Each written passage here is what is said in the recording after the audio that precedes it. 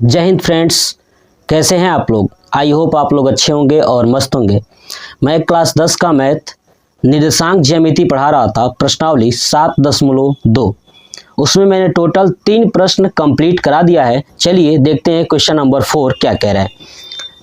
कह रहा है कि बिंदुओं -3, 10 और 6, -8 को जोड़ने वाले रेखाखंड को बिंदु -1, 6 किस अनुपात में विभाजित करता है। देखिए इसमें दिया क्या है कि जब ये जोड़ा जा रहा है इन दोनों बिंदुओं को, ठीक है, तो जो निर्देशांक प्राप्त हो रहा है वो -1 और 6 प्राप्त हो रहा है, ठीक है। तो बताना ये है कि किस अनुपात में ये विभाजित करता है। तो पहले कॉन्सेप्ट समझ लीजिए, फिर समझ में आ जाएगा। देखिए ये 2 बिंदु है ना, तो मान लीजिए कि ये एक बिंदु है और एक ये बिंदु है, ठीक है। तो ये 2 बिंदुओं को मिलाने वाली एक रेखाखंड मैंने खींच दिया, ठीक है, तो रेखाखंड हो गया। अब पहला बिंदु लिख देता हूं, क्या है, -3, 10। दूसरा है 6 और 8, 6 -8 हो गया ना। अब देखिए इन दोनों बिंदु के बीच में कहीं भी, चाहे यहाँ पे, चाहे यहाँ पे, चाहे यहाँ पे, या बराबर, मुझे भी नहीं पता कि कहाँ पे, कहीं भी मान लेता हूँ कि ये वाला यहाँ पे क्या है, -1 और 6। देखिए रेखाखंड को बिंदु है ना, इस रेखाखंड को बिंदु यहाँ पे कहीं भी बिंदु पे, बिंदु को किस अनुपात में विभाजित करता है, यानी ये किस अनुपात में काटा गया है, मतलब कि ये वाला दूरी कितना है और ये वाला दूरी कितना है ना, समझ में आ रहा है ना। इस बिंदु से इस बिंदु के बीच की दूरी कितना है, यानी पूछा है M1 और M2, ठीक है। M1 और M2 का अनुपात बताना है। क्या करना है, इसका अनुपात बताना है, क्योंकि आपको पता है कि M1 और M2 के अनुपात में ही काटा जा रहा है। क्लियर ना। चलिए अब देखिए इसमें क्या क्या वैल्यू दी गई है। तो देखिए अब जब भी M1 और M2 के अनुपात में 2 बिंदुओं को बांटा जाता है तो हमें कौन सा फार्मूला यूज करना होता है, समझिए।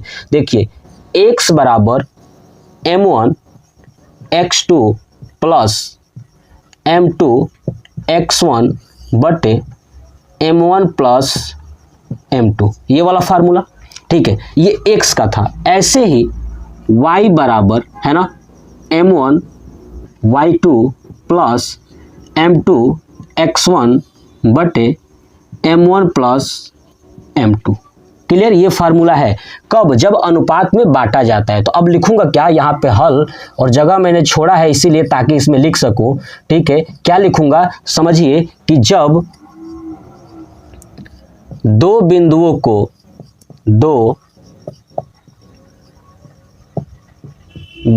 को किसी अनुपात में बांटने पर, है ना, किसी अनुपात में बांटने पर। अब किसी अनुपात के जगह पे क्या लिख सकते हैं आप चाहे तो M1 तथा M2, क्योंकि मैंने M1 और M2 के अनुपात में बांटा है, तो मैं किसी अनुपात के जगह पे M1 और M2 लिख देता हूं। समझ रहे हैं ना आप। चलिए तो बिंदुओं को M1 तथा M2 के अनुपात में बांटने पर, तो ये फार्मूला हो गया। क्लियर। अब चलिए देखिए इसमें क्या क्या दिया है। M1 और M2 का मान नहीं दिया है, वही निकालना है ना। तो इसका मतलब बाकी सबका मान दिया हो गया। तो देखिए 2 बिंदु है, एक ये बिंदु और एक ये बिंदु, इसके बीच में कहीं ना कहीं ये आ रहा है। तो ये जो दिया है ना, वो ये x और y का मान ये वाला बीच वाला है, ये x1 y1 वो x2 y2। तो यहाँ पे लिख देता हूँ, देखिए कि x बराबर क्या दिया है, x का मान ये है -1, तो -1। ऐसे ही x2 कितना दिया है, तो देखिए x1 y1 वो है x2, तो 6 है ना। x1 कितना दिया है, -3 है ना। इस चीज को रखेंगे, M1 और M2 का दिया ही नहीं है, इसका मतलब इस फार्मूले पे रखते हैं। देखिए x का मान -1, M1, x2 कितना है, तो 6 गुणे 6 प्लस M2 गुणे x1 का -3 बटे M1 प्लस M2, राइट। चलिए ये हो गया m1 प्लस m2। अब इसको गुणा करेंगे इस 1 में तो यही हो जाएगा ना पूरा, लेकिन माइनस लग जाएगी। क्या लग जाएगा? माइनस। तो यानी minus m1 plus m2 equal to 6 का करेंगे तो 6m1, फिर माइनस का करेंगे माइनस 3m2। ठीक है, चलिए अब देखिए इसको गुणा कर देंगे तो क्या होगा? माइनस m1 फिर गुणा करेंगे तो माइनस m2 बराबर इसको करेंगे तो 6m1 माइनस 3m2 हो गया ये।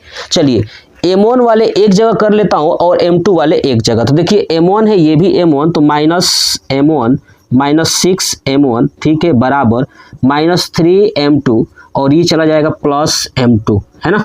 चलिए इसको हो जाएगा माइनस 7m1 बराबर इसको करेंगे तो हो जाएगा माइनस 2m2। देखिए माइनस से माइनस कैंसिल हो गया, यानी m1 अपान m2 का मान कितना आया? देखिए m1 अपान m2, देखिए 7m1 है तो जाएगा उधर, तो क्या अपान में हो जाएगा? आइए 2/7, यानी m1 तथा m2 का जो अनुपात है वो 2/7 है। ठीक है, तो मैंने एक ही वैल्यू से करके ये अनुपात में निकाल दिया। क्लियर? आप चाहें तो y वाले का भी प्रयोग करेंगे तो यही आएगा, सेम टू सेम यही आएगा। चलिए देख लेते हैं कि क्या सच में ऐसा है कि दो संबंध 7 के अनुपात में विभाजित करता है। चलिए यहाँ पे चेक कर लेते हैं। चलिए y का मान कितना है? तो 6। चलिए ठीक है, y2 कितना है? देखिए x1 y1 x2 y2 बराबर है -8।